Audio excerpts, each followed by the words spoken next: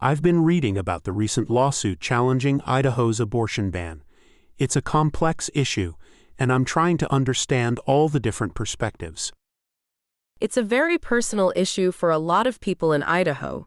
I know several women who have had to travel out of state for abortions, and it's been incredibly difficult for them.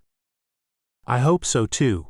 This is a very important case, and it will have a significant impact on the lives of women in Idaho.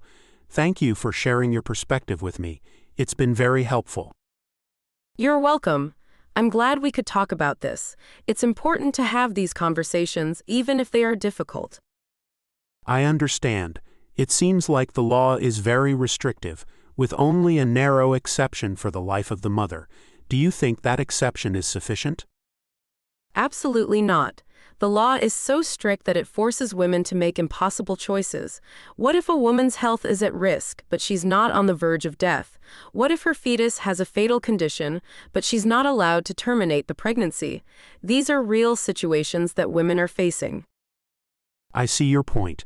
It seems like the law is not taking into account the full range of medical complexities that can arise during pregnancy.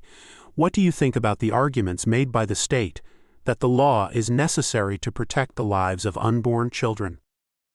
I understand the state's position, but I think it's important to remember that women are human beings with their own rights and autonomy.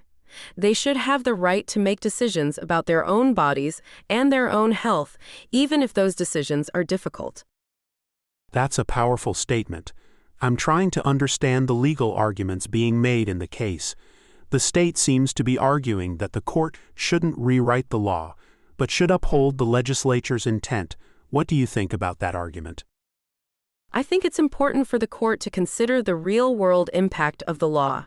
The legislature may have had good intentions, but the law is causing real harm to women in Idaho.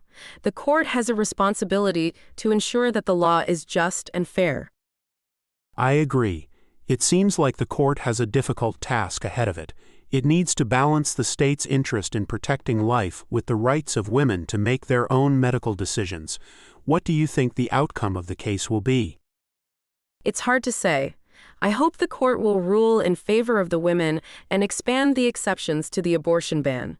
But even if the court doesn't overturn the law entirely, I hope it will at least make it more workable and less harmful to women.